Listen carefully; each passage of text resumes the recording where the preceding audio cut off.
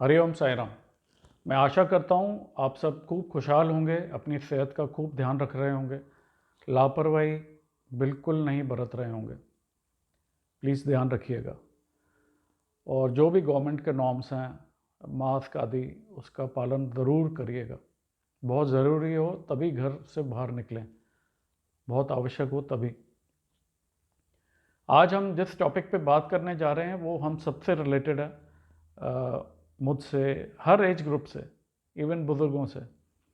और वो टॉपिक है जन्मदिन, हमारा बर्थडे। किसी भी व्यक्ति के लिए जन्मदिन का दिन खासा महत्वपूर्ण होता है, यादगार होता है।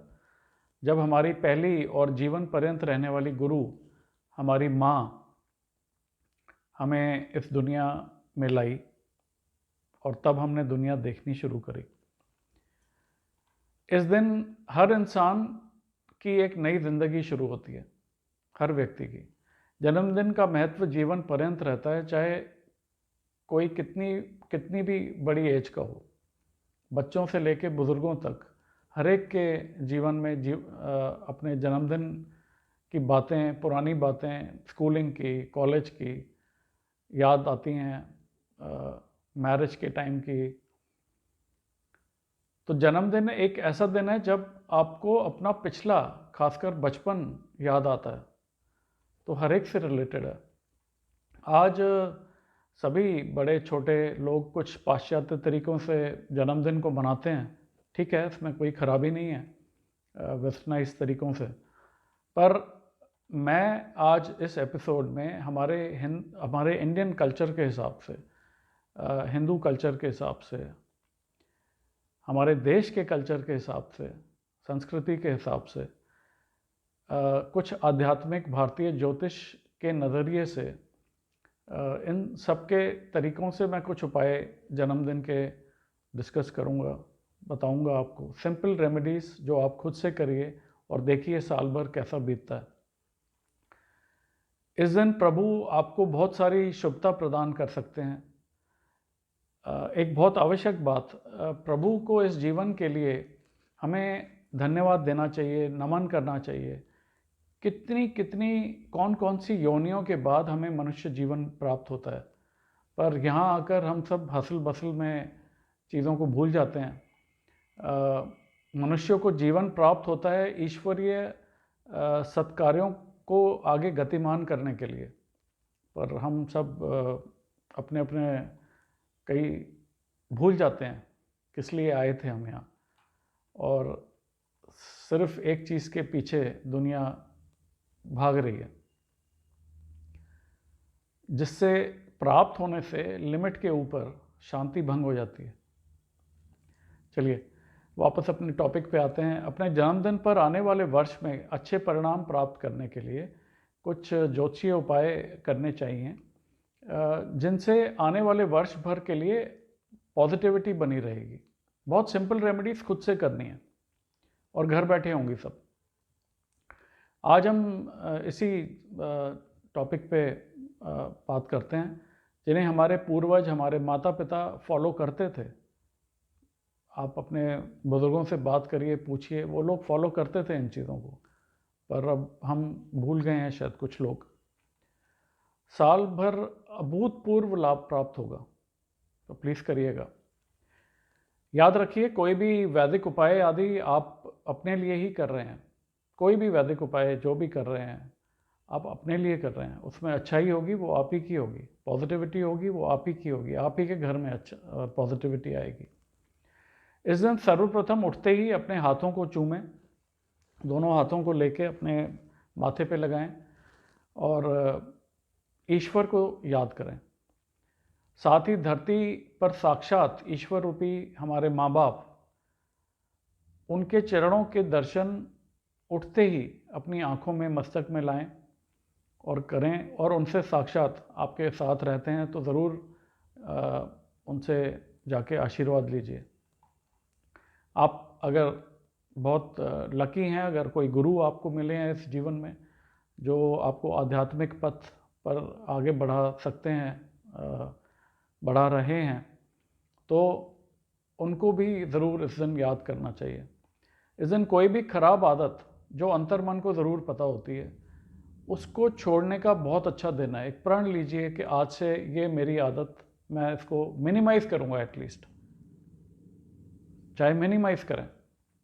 खराब आदतों में अल्कोहलिज्म आदि तो हैं ही, पर ईर्ष्या, ज़्यादा गुस्सा करना, बात बात पे हाथ उठा देना, ये सब भी खराब आदतें हैं। या ऊंचा बोलना, बहुत एक हाई पिच पे बात करना, चिल्ला के और गलत लैंग्वेज में, तो कुछ ना कुछ अंतर्मन को ज़रूर पता होता है।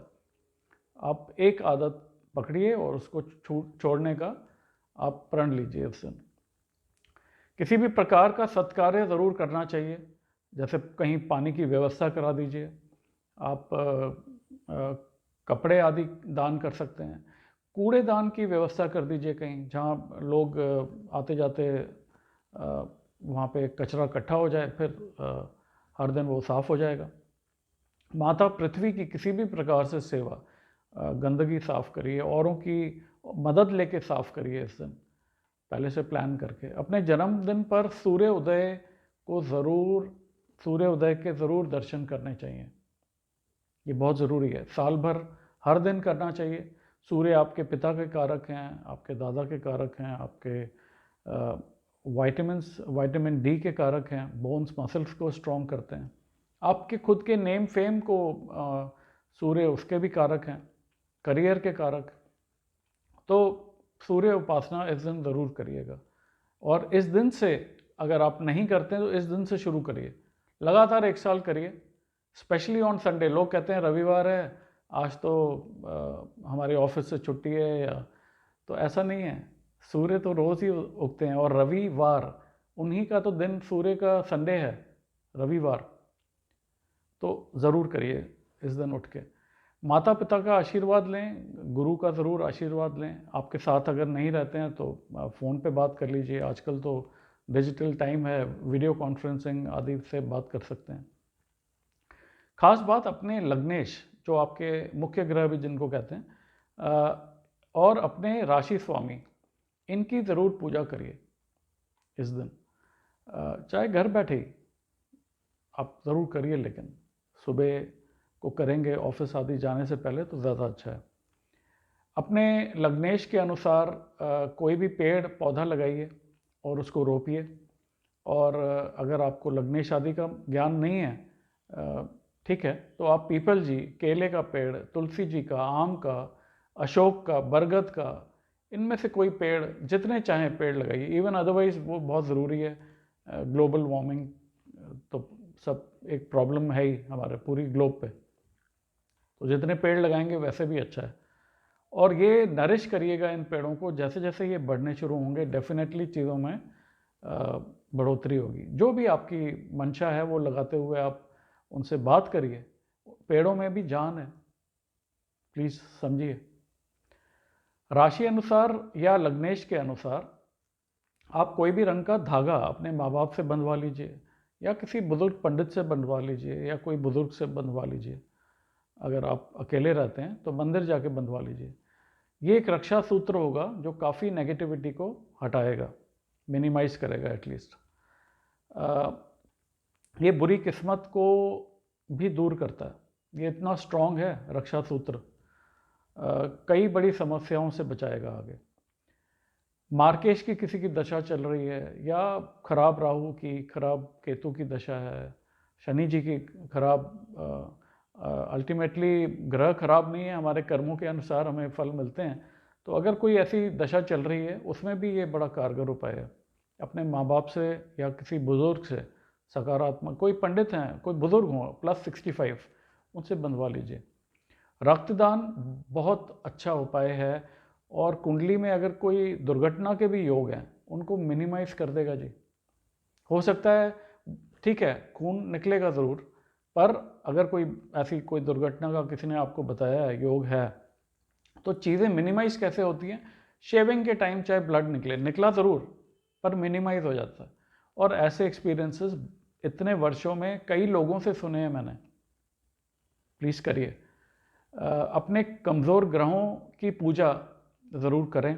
आपको अगर आपने किसी से कंसल्ट किया है और कोई वीक प्लैनेट्स हैं आपके, या जैसे मैंने अभी महादशा बताई खराब कोई है, तो आपको इनकी पूजा उपासना ज़रूर इस दिन करनी चाहिए। और सबसे अच्छा महा उपाय, इस दिन रुद्राभिषेक करिए खुद से।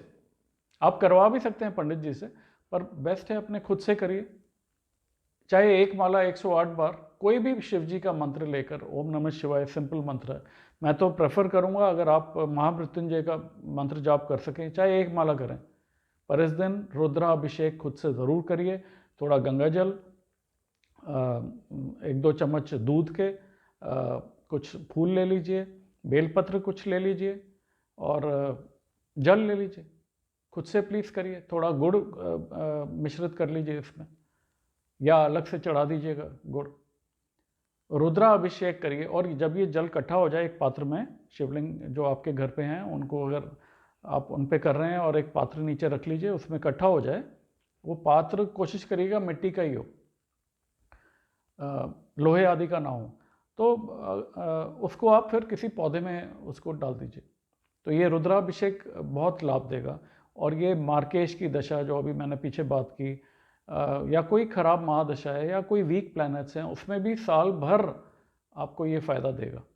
और ये फिर हर साल करेंगे तो कर तो अपने लिए ही रहे हैं जो भी आप कर रहे हैं। मैं तो सिर्फ एक एडवाइस दे रहा हूँ, करना ना करना वो आपके ऊपर है। मार्केश या बुरे समय शनि जी की, राहु जी की दशा में भी ये बहुत बहुत कारगर उपाय है रुद्राभिषेक खुद से, या पंडित से भी करा सकते हैं आप चाहें तो।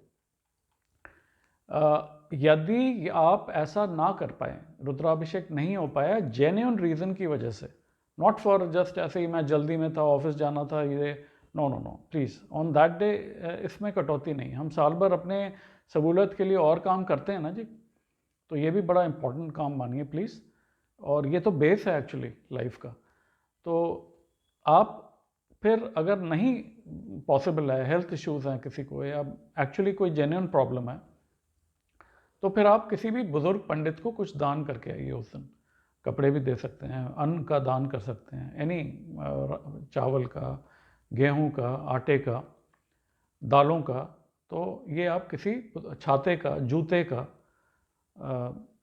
वुलन्स का भी विंटर सीजन में आप दान कर सकते हैं, अगर जेन्युइनली रुद्राभिषेक खुद से नहीं कर पा रहे तो। एक बहुत इम्पॉर्टेंट बात कि जिस दिन, जैसे शादी में भी मैं मना करता हूँ, मांस और मदिरा आदि का सेवन इस दिन ना करें please. Even on marriage day one should not make others even drink और ईट नॉन वेज, नहीं तो इसके रिपरकशंस होते हैं। आप रिसर्च करके देख लीजिए, जिन भी घरों में या जिन भी जोड़ों की शादी के मौके पे ऐसी इस प्रकार की कोई बात हुई होगी on the day of marriage, definitely चीज़ें आगे बिगड़ी होंगी किसी भी फॉर्म में। रिसर्च करके प्लीज़ देखिए। और बर्थडे वाले दिन प्लीज़ मत करिए इस सबको, नहीं तो दिक्कतों का सामना करना पड़ता है, और ये अननोइंग दिक्कत होती हैं। फिर रीज़न ये होगा, पर आपको उस समय जब दिक्कत आती है तब समझ में नहीं आएगा। तो प्लीज़ इसका ध्यान रखिएगा। किसी भी बहते पानी में 1 या 4 नारियल अपने ऊपर से वार के इस दिन प्रवाह कर सकते हैं, बहुत कारगर उपाय है। पितरों को ज़रूर याद करिए, अपने एंसेस्टर्स को, जिनकी वजह से हम सब इस धरती पे हैं। माता पिता, पितरों को ज़रूर याद करना चाहिए। तो अमावस्या के दिन जो पितृपक्ष की जो अमावस्या आती है, उस दिन के अलावा हर अमावस्या पे आप ये नारियल का वैसे भी जल प्रवाह करेंगे, शांति बनी रहेगी घर पे। ये जनरल एक उपाय है सबके लिए। कुछ पैसे ज़रूरतमंद को दे सकते हैं, अननोन नीडी को। मंदिर की सेवा, गौ माता की सेवा, कौओं की सेवा, कुत्तों की सेवा, ये ज़रूर करिए, कितना भी, किसी भी फॉर्म में इस दिन। पुनः एक बार प्रभु को इस जीवन को समर्पित व नमन धन्यवाद करते हुए इस दिन को मनाइए, खूब खुशियाँ मनाइए। ईश्वर ने ये जो नियामत दी है ज़िंदगी, इसको प्लीज़ धन्यवाद करिए ईश्वर का, जिनकी वजह से हम यहाँ आए, और माता पिता का जो हमें यहाँ लाए।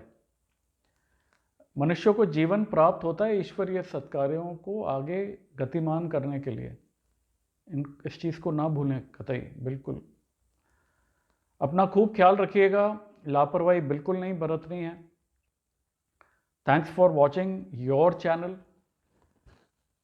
हरि ओम साई राम।